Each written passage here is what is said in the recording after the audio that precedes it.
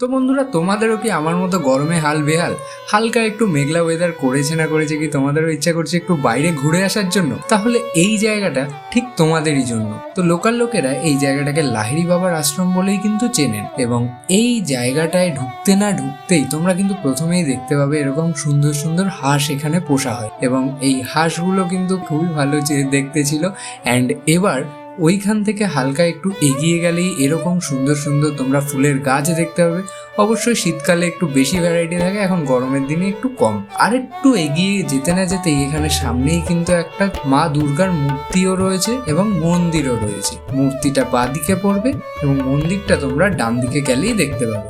এবং মন্দিরটা ভেতরে কিছুটা এরকম দেখতে ছিল, এবং মা দুর্গার মূর্তিটাও কিছুটা এতটাই সুন্দর ছিল। আরে আমি বলতে বলতে হাঁপিয়ে যাব, কিন্তু এখানে জায়গা শেষ হবে না। তার উপরে আবার এখানে এখন থেকে থাকার জায়গাও করে দিয়েছে, মানে মানুষ থাকতে গেলে বা তোমরা থাকতে গেলে এখানে কটেজ ভাড়া নিয়ে থাকতে পারো। এবং শুধু তাই নয়, কটেজের পাশাপাশি এখানে বাচ্চাদের খেলাধুলার জন্য পার্ক বানিয়ে দেওয়া হয়েছে। এরিয়াটা তোমরা দেখতেই পাচ্ছ, এতটাই সুন্দর অ্যাম্বিয়েন্স। এবং এই জায়গাটা এখানে মিউজিয়াম বলে এখানে কিছু কিছু জিনিসপত্র বিক্রি করেন এনারা। আর এই জায়গাটায় আসলে নিশ্চয়ই ডিসঅ্যাপয়েন্ট হবে না, কারণ এখনো তো অনেক কিছু বাকি, সবে তো জাস্ট শুরু করলাম বলা। তো এখান থেকে আরেকটু এগিয়ে গেলেই আমাদের মেন আকর্ষণ, মানে আমাদের এইখানের মেন মন্দিরটা তোমরা দেখতে পাবে।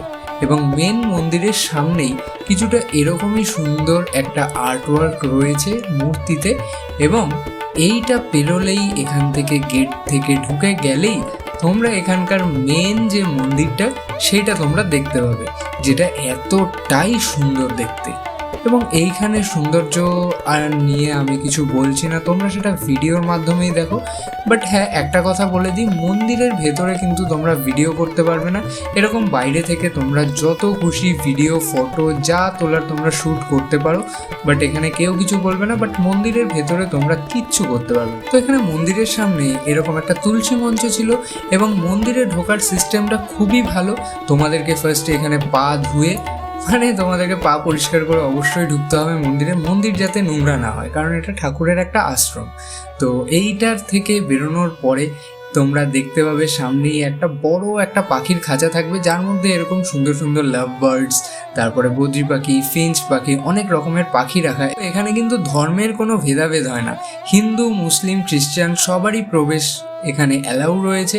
এবং এই মন্দির সবাই দেখতে পারে, সবাই আসতে পারে, সবাই এনজয় করতে পারে।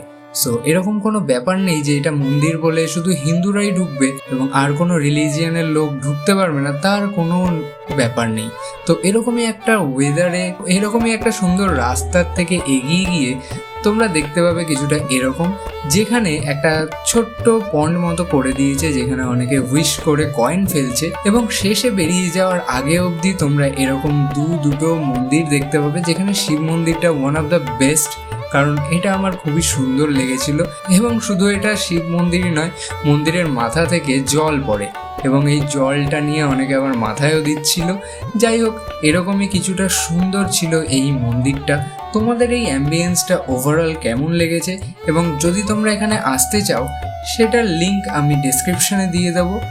কিভাবে এই জায়গাটাকে তোমরা রিচ করবে সেটা তোমাদের ওপরে নিশ্চয়ই, কারণ এইখানে অনেক জায়গা থেকে আসতে পারো।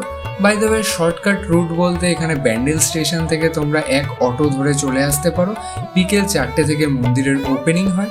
তোমরা তারপরে এখানে মন্দির থেকে বেরিয়ে সামনে অনেকগুলো দোকান ছিল, এখান থেকে একটু চা খেয়ে তারপরে তোমরা বেরিয়ে যেতে পারো আমাদের মতো।